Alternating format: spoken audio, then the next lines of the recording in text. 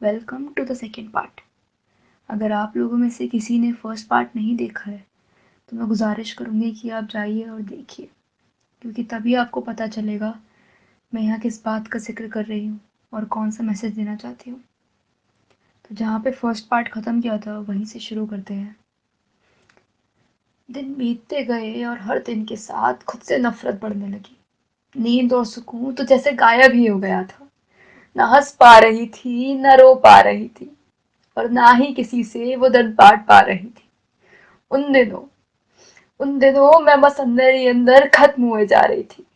बहुत बार कोशिश की गोगो को सब कुछ बताने की, लेकिन उनके वो रूड रिप्लाईज दिमाग से निकल ही नहीं रहे थे यार। या शायद कुछ ज्यादा ही प्यार है उस शख्स से जो उन्हें तकलीफ देने का मन किया ही नहीं। घुट रही थी और घुटती ही रही। मेरी रूह चिल्ला रही थी, कोई तो आए, कोई तो आए और बस सीने से लगा ले। एक बार एक बार मेरे हालचाल ले ले कोई। एक दिन हिम्मत जुटाई और कर डाला मैसेज। सारी बातें बता दी जो दिल में खंजर की तरह चुभे जा रही थी। Coco loves me a lot. उन्हें बहुत फिक्र है मेरी। उन्होंने कहा, इतनी सीरियस बात तुम अब बता रही हो मुझे, पहले क्यों छिपा रही थी तुम? मन तो किया जवाब में मोहब्बत लिख दो, लेकिन कुछ और ही बोला। मुझे लगा अब शायद मेरा दिल थोड़ा हल्का होगा, अब शायद थोड़ा सहारा मिले। लेकिन उन्होंने बात करके भी बात नहीं की मुझसे। पहले जिस तरह से मेरे साथ खड़े रहते थे, इस बार वो कनेक्ट फील ही नहीं हुआ मुझे।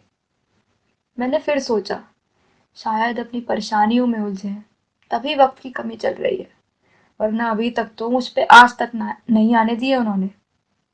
चलो छोड़ो, अब नहीं करती परेशान उनको। हद तो तब हुई जनाब जब मेरे घर वालों ने ही मेरी बात पे यकीन नहीं किया।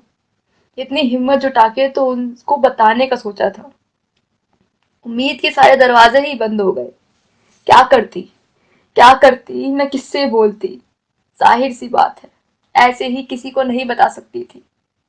तो दबा लिया सब अपने अंदर एक बार फिर।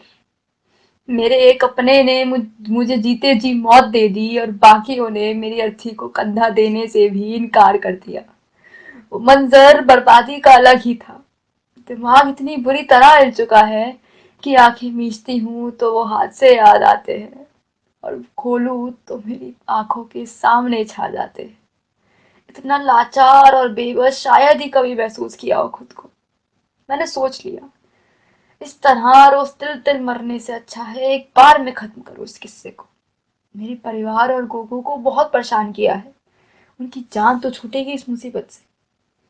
लेकिन सोचा जाने से पहले एक बार सबको देख लूं। लॉकडाउन की वजह से परिवार तो घर में ही था, और गोगो की तस्वीर मेरे फोन की लॉक स्क्रीन पे। कहा था ना, प्यार बहुत है। खुद को खत्म करने की कोशिश से पहले मुझे इतना पता चल गया, जब इंसान का वक्त ही खराब होना तो उसे कोई नहीं बचा सकता। एक बात और, कभी किसी पे भरोसा, किसी से प्यार ना करने की सीख मिली। ये सारी सीख लेके मैं चढ़ के बैठ गई मुंडेर पे। बाहर सब सन्नाटा था, मेरे अंदर सांसों का शोर शराबा था। खुद के ही शरीर में घुटन हो रही थी मुझे। उस रात वो ठंडी सुहानी हवा मेरे अश्कों को सुखा रही थी। चलो, कुदरत को ही सही, लेकिन परवाह तो थी किसी को मेरी। लेकिन बहुत देर हो चुकी थी तब तक। काश, काश किसी ने तब हाथ बढ़ाया होता जब मैं जिंदगी और मौत से लड़ रही थी।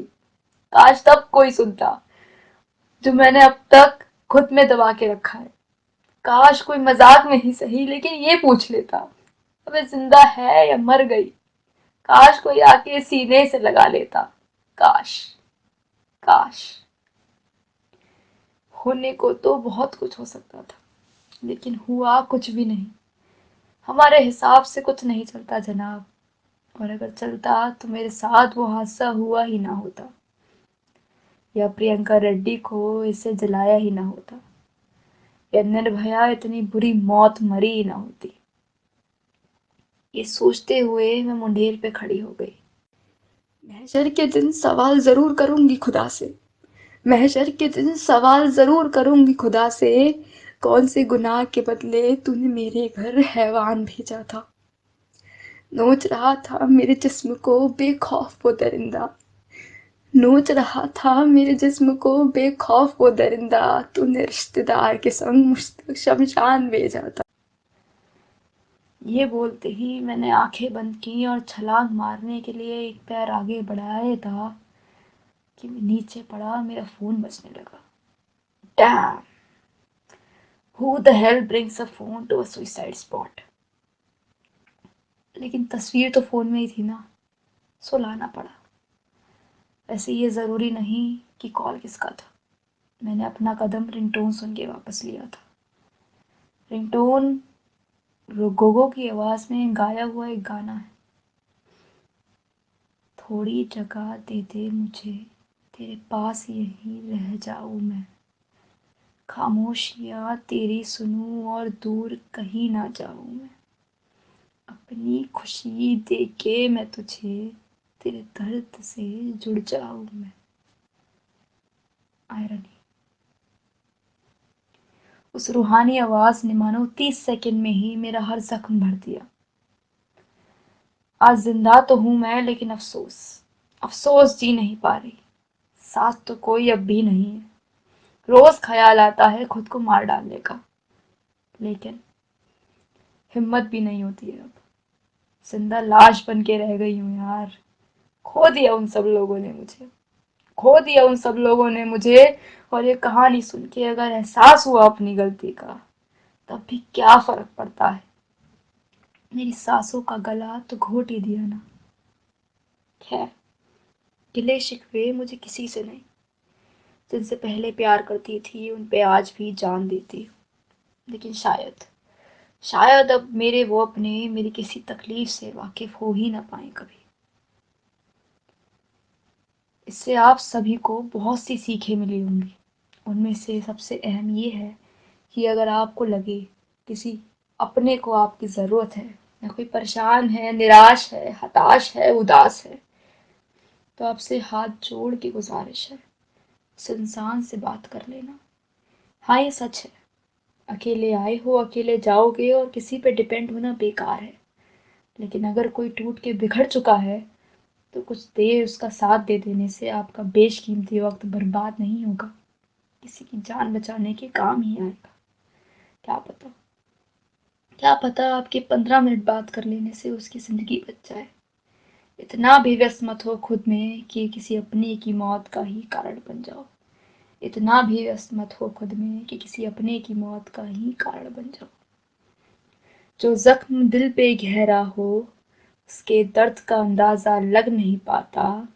जो जख्म दिल पे गहरा हो, उसके दर्द का अंदाजा लग नहीं पाता। और जो रिश्ता आंखें बंद कर ले वो तकलीफ देख के, जो रिश्ता आंखें बंद कर ले वो तकलीफ देख के, कर लो लाख कोशिशें वो फिर कभी जग नहीं पाता। कर लो लाख कोशिशें वो फिर कभी जग नहीं पाता, फिर कभी जग नहीं पाता, फिर कभी जग नहीं